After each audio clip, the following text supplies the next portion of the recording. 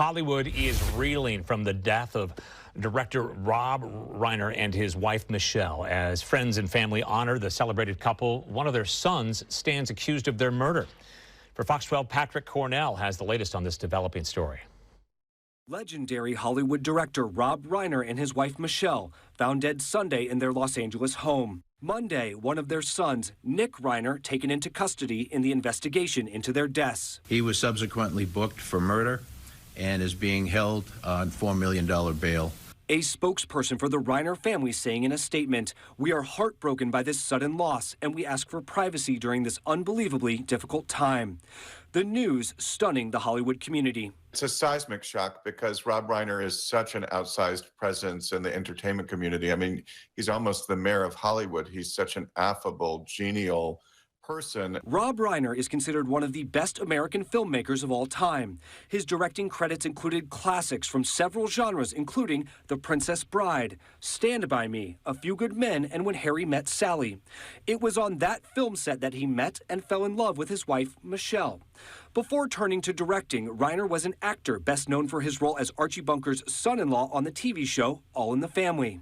He really was able to bounce around from genre to genre and yet make something that was unique and distinctive and utterly memorable. Something longtime friends and collaborators echo.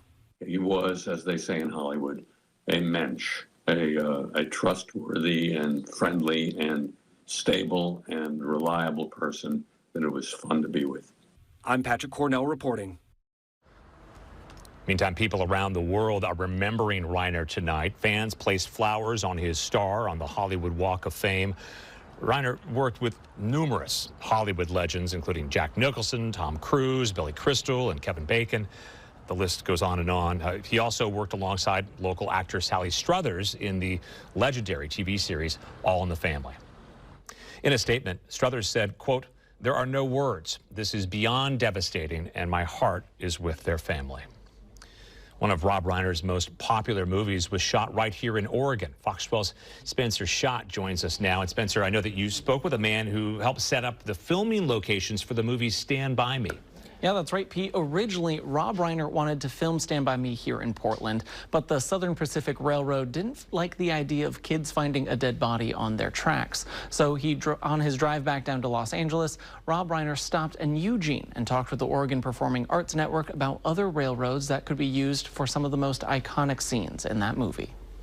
Before any of these scenes were shot in Brownsville, Oregon, director Rob Reiner happened upon the Oregon Performing Arts Network in Eugene. And it surprised me that a major star would walk through that door. Bob Larson normally worked with local businesses to produce commercials for TV and radio. But on that day, in 1984, he became a location scout for a major movie network. And I said, well, I'll take you down there. I picked up the telephone, called Oregon Pacific and Eastern in Cottage Grove, ran down to Cottage Grove and met the people there. And I was pointing out various angles and shots, different ideas. He would say, hey, I need the kids to walk along the railroad right-of-way with kind of a river or a lake or something. And Larson got to be on set while filming, and he says he's still in awe with how well Reiner directed the young actors. Rob Reiner worked with these actors to get the kids to do what he wanted to make an effective, realistic shot. He actually would do different things to make them cry. Think about some event that they had bad in their life to make them cry.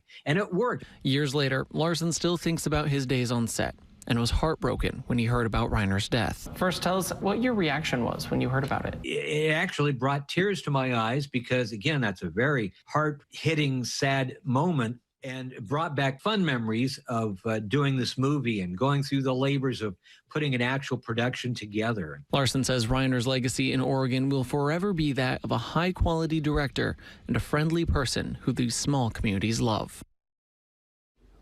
Now, every summer, Brownsville hosts Stand By Me Day to celebrate the movie that was filmed there. Organizers of the event tell me they are working to put together a tribute to memorialize Reiner. This summer will be the 40th anniversary of Stand By Me. Reporting live in studio, Spencer Schott, Fox 12 Oregon.